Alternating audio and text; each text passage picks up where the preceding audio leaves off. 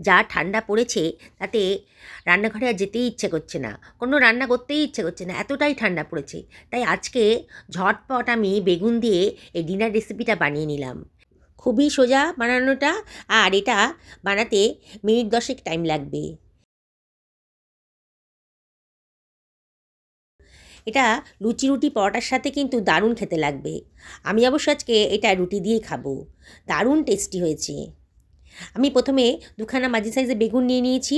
বেগুনটাকে ভালো করে ধুয়ে পরিষ্কার করে নিয়েছি, আর বেগুনের খোসাগুলো আমি ছুরি দিয়ে কেটে বাদ দিয়ে দিচ্ছি। দেখুন কীভাবে কাটছি, একটু সাবধানে করতে হবে, কারণ বেগুনের খোসা কাটতে গেলে কিন্তু হাত কেটে যাওয়ার সম্ভাবনা থাকে। তাই খুব সাবধানে বেগুনের খোসাগুলো কেটে নেবেন।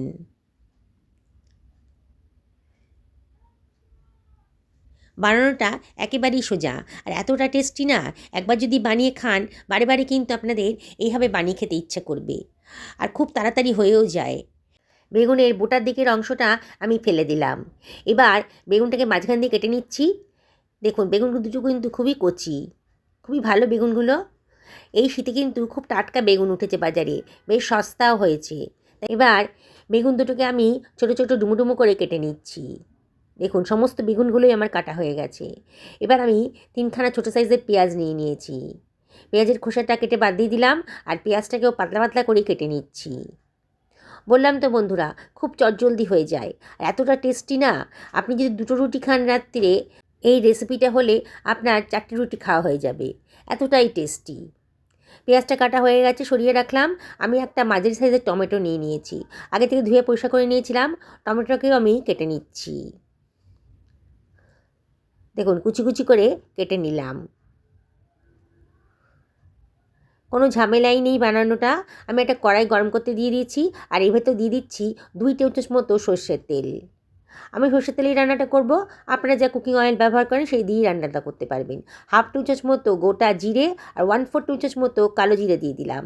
এবার দিয়ে দিলাম কেটে রাখা পেঁয়াজটা, দিয়ে একটুখানি ফ্রাই করে নেব।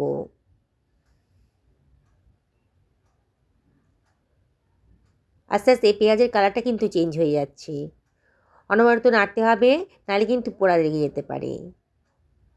এবারে আমি এর ভেতর দিয়ে দিচ্ছি কেটে রাখা টমেটোটা, আর দিয়ে দিলাম 1/2 টেবিল চামচ মতো লবণ, দিয়ে সব কিছু ভালো করে মিশিয়ে নিচ্ছি।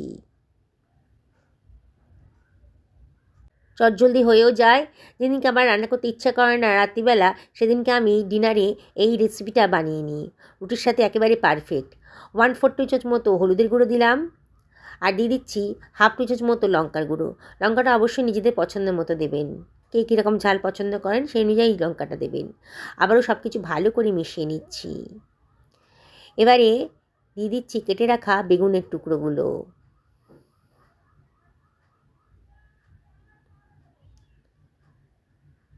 দিয়ে সব কিছু ভালো করে মিশিয়ে নেব। আমি তো সপ্তাহে 2 থেকে 3 বার এই রেসিপিটা বানিয়ে নিই, তাতেও কিন্তু কম পড়ে যায়। যতই বেশি বানাই না কেন, সবাই চেটেপুটে খায়, আমার ভাগে প্রায় কিছুই থাকে না।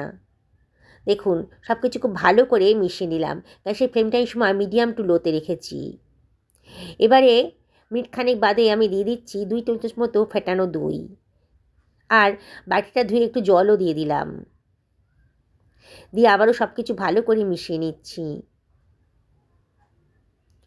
বেগুনের খোসাটা ছাড়ানো আছে তো, তাই বেগুনটা নরম হতে বেশি সময় নেবে না, চটজলদি হয়েও যাবে। এতটা টেস্টি না বন্ধুরা, আপনারা যদি একবার খান বারে বারে কিন্তু আপনাদের খেতে ইচ্ছে করবে। 2খানা কাঁচা লঙ্কা দিয়ে ঢাকা দিয়ে মিনিট 5-6 রেখে দেবো। 5-6 মিনিট বাদে দেখুন বেগুনটা অনেকটাই নরম হয়ে গেছে দেখেই মনে হচ্ছে, আর কতটা কমেও গেছে পরিমাণে। বেগুন এমনিতেই নরম, তবে খোসাটা ছাড়ানো আছে। দেখুন আমি তাও একটু চেক করে দেখে নিলাম, একেবারেই নরম হয়ে গেছে। যেসব বন্ধুরা আমার রেসিপিগুলো দেখছেন অথচ আমাকে এখনও সাবস্ক্রাইব করেননি, তাদেরকে আমি রিকোয়েস্ট করবো আমার চ্যানেলটা সাবস্ক্রাইব করার জন্যে। পাশে থাকা বেল আইকনটা ক্লিক করে দেবেন, তাহলে আমার রান্নার নোটিফিকেশানটা আপনারা চটজলদি পেয়ে যাবেন। এবার দিয়ে দিচ্ছি 1 ইঞ্চি পরিমাণ গুড়ের কিউব। আমি এখানে গুড় দিলাম। অনেকে চিনি খেতে পছন্দ করেন না, তারা গুড় দিতে পারেন, আর যদি গুড়ও পছন্দ না করেন তাহলে অ্যাভয়েড করবেন। খানিকটা ধনেপাতা দিয়ে দিলাম, আর দিয়ে দিচ্ছি 1/2 টেবিল চামচ মতো হিং, সুন্দর একটা গন্ধ বেরোবে। বললাম তো বন্ধুরা, এতটাই টেস্টি হয় না, তাতে আপনার দুখানার জায়গায় 4টে রুটি খাওয়া হয়ে যাবে, এতটাই টেস্টি। এবার হালকা হাতে সব কিছু ভালো করে মিশিয়ে নিচ্ছি। দেখলেন তো কত ঝটপট এই রেসিপিটা হয়ে গেল। এখন বাজারে প্রচুর বেগুন উঠেছে, আর এখন প্রত্যেকের বাড়িতেই কিন্তু বেগুনটা আছে, তাই আজকেই বানিয়ে ফেলুন। আমি এখানে সামান্য একটুখানি লবণ দিয়ে দিলাম, এই হাফ টেবিল চামচ মতন। মুখে দিয়ে দেখেছিলাম লবণটা একটু কম বলে মনে হচ্ছিল। এবারে দিয়ে দিচ্ছি 1 টেবিল চামচ মতো গোলমরিচের গুঁড়ো, পছন্দ হলে দেবেন। আমার খুব ভালো লাগে বলে আমি দিলাম। দিয়ে আবারও সব কিছু ভালো করে মিশিয়ে নিচ্ছি।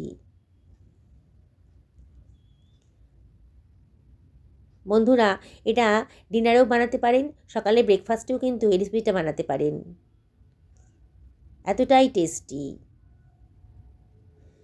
দেখুন আমার কিন্তু হয়ে গেছে, একেবারে লো ফ্লেমে রেখেছি, আমার রান্নাটা কিন্তু হয়ে গেছে। এবার ঢাকা দিয়ে মিনিট খানেক আমি রেস্টে রেখে দেবো। মিনিট খানেক বাদে দেখুন রান্নাটা পুরো কমপ্লিট। দেখলেন তো কত ঝটপট হয়ে গেল, কোনো ঝামেলাই নেই রান্নাটা করার জন্যে। আর টেস্ট কিন্তু একেবারে অসাধারণ, না খেলে বুঝবেন কি করে, দেখলে তো বোঝা যাবে না যে রেসিপিটা কতটা টেস্টি। তাই আমি আপনাদেরকে রিকোয়েস্ট করছি, একদিন অবশ্যই বাড়িতে বানিয়ে ফেলুন। আমাকে কমেন্ট করে জানাবেন যে কীরকম লাগলো আপনাদের। দেখুন আমি একটা সার্ভিং প্লেটে একটা সার্ভ করে দিচ্ছি।